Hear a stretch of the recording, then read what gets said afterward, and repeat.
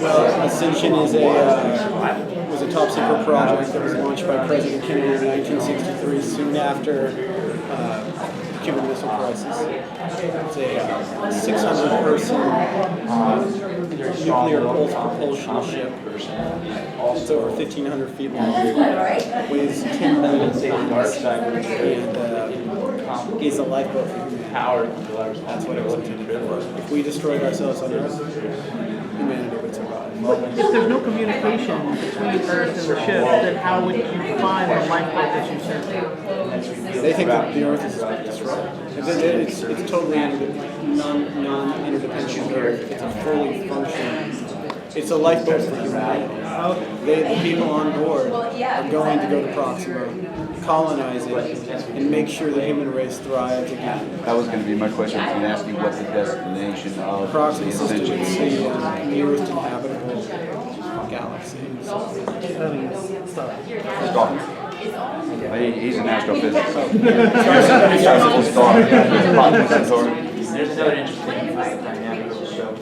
I was reading about the Orion project, and I thought it was interesting that this, it's kind of a forgotten project, because we all know about the Apollo and Mercury projects. And, it's interesting that in the 50s they were planning a space program that could have, explored interstellar space, right? They were there. They had really big dreams, and now everything's so reduced that we can't even link up to the International Space Station. Does the ship itself, does it have to say that, the old traditional spinning rings for the artificial gravity? No, Is it it's through a constant thrust. acceleration? What is wrong with Earth? I mean, what's happening with Earth? Why is this program launched? Well, it was launched in '63, right after we almost destroyed ourselves. Okay. There used to be a thing called the Doomsday Clock, and I think people don't pay attention to it anymore, but back then they really did. They were like 1 second to Doomsday, or 1 minute right after the Cuban Missile Crisis. Oh, okay. I mean, we were prepared to go to war, and actually, the real history of the Orion project was that it was a military. It wasn't NASA. It was a military, and so it was top secret, and that's why it's not as well known. But in '63, Kennedy was shown a mock-up of what the project would look like, and it scared the hell out of it. It looked like the Death Star. It was fully militarized, and it was designed to be in orbit over the Soviet Union at all times to destroy it at a moment's notice. I mean, nuclear cannons and rockets. That was the way they justified it, its military funding. And Dyson and all these guys have been kind of a devil's bargain to keep it alive because they were so intent. Much like Werner von Braun, who goes from the Nazis to America. He's like Mr. America overnight. He didn't care. These guys weren't about nationalities. They weren't even about Earth. They were about the stars. They really had this vision, this dream that awaited them. And they would work with whoever could help. So the Ascension equipped with a library of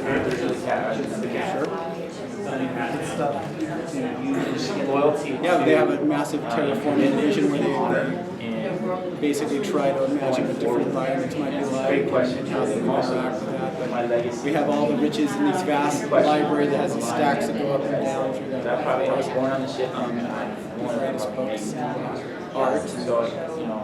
There's a scene where someone comes in the library and does a riff on, I Love Lucy, Lucy, I'm home, and she says, you have at your doorstep here all of humanity's greatest literature, and this is what you remember.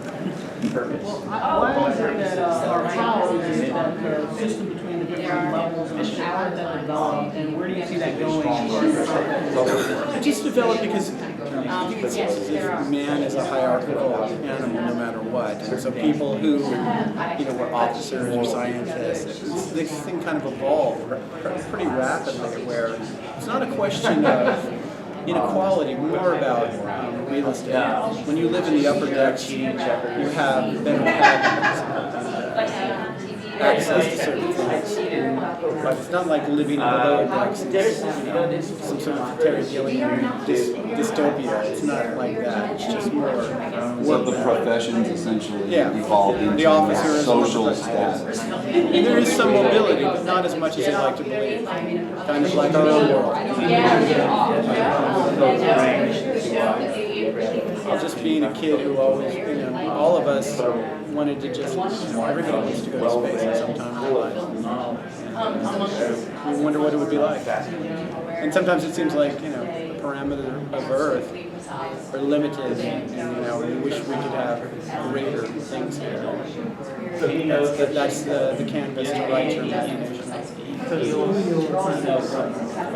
We've had a lot of guys from NASA. I'm surprised how many there are in Los Angeles. And some really well-known science. Vic Hart's such a writer as well.